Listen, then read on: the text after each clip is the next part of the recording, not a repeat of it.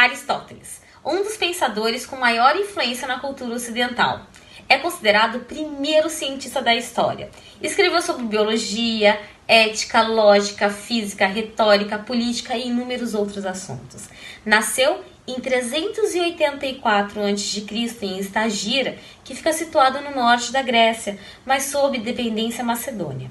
Seu pai, Nicômaco, era médico e amigo do rei Aminta II. Aos 17 anos, ingressou na Academia Platônica em Atenas, permanecendo por lá por cerca de 20 anos, inicialmente como discípulo, depois professor. Demonstrou sua capacidade de pensador escrevendo uma série de obras nas quais aprofundava e muitas vezes modificava as doutrinas de Platão.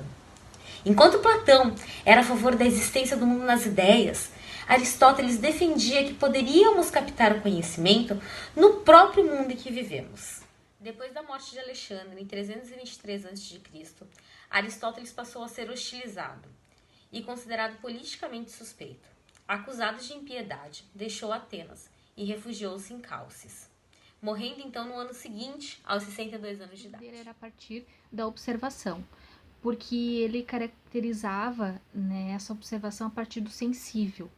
Ele defendia a existência a partir de 6 graus, a partir da intuição, do sentimento, né, da sensação, da imaginação, do raciocínio, da percepção e da memória. Ele utilizava a experiência para poder definir as suas teorias. Então ele sustentava que a matéria era aquilo que não mudava, né? Por exemplo, uma árvore e a cadeira vinham da madeira, né?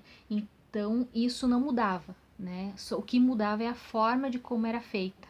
Além disso, ele acreditava que a retórica e a dialética, né, eram técnicas para convencer, né, para vencer uma discussão.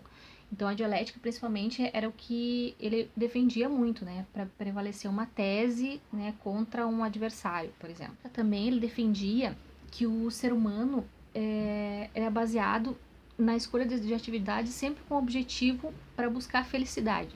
Por exemplo, o músico, ele tocava bem, então a missão dele era tocar bem, e isso era a sua felicidade, né? O professor ensinar bem era a sua missão, e isso, né, consequentemente, era a sua felicidade. Quanto às principais obras dele, então ele tinha 4 grupos, né? E esses grupos, então, são divididos entre lógica, filosofia da natureza, filosofia prática e poéticas. Então, dentre alguns livros de lógica são os analíticos, elencos sofísticos, Prima Filosofia, né, entre outros. Filosofia da natureza tem o livro sobre os meteoros, sobre o céu, 8 livros de lições de física. A filosofia prática tem o livro Ética a Eudemo, Ética Nicômano, né, política, e também o grupo das poéticas, que tem os 2 livros, que é Poética e Retórica.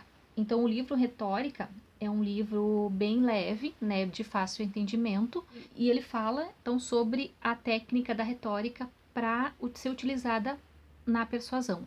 Então ela é um livro técnico, né, um livro que ensina, né, muitas pessoas que elas dependem da comunicação, né, para convencer o outro, políticos, professores, administradores que utilizam, né, a ética, a linguística, né, nesse trabalho. Então esse livro é bem importante. Então algumas frases, né, de Aristóteles que marcaram também, vou citar algumas delas. O sábio nunca diz tudo o que pensa, mas pensa sempre tudo o que diz. Devemos tratar igualmente os iguais e desigualmente os desiguais na medida de sua desigualdade. E felicidade é ter algo que fazer, ter algo que amar e algo que esperar. Então, para concluir, né, e fechar essa parte dos filósofos pós-socráticos, né, nós temos então Sócrates, Platão e Aristóteles, né, finalizando então com Aristóteles, que nos últimos 2.500 anos tem gerado uma influência muito grande, né, dos pensadores, e na vida cotidiana, de certa forma, hoje a gente pode trazer para o atual, né? Nós temos como uma das principais questões, então, como legado do Aristóteles, é a sistematização, né, de diversas áreas do conhecimento, né? Então isso ainda hoje é percebido como, por exemplo, a divisão das disciplinas, por exemplo, das ciências humanas, das ciências exatas, né? Isso ainda é um legado, de certa forma, de Aristóteles. Também essa influência ela é gerada pelos especialistas hoje em cada área, né, de conhecimento.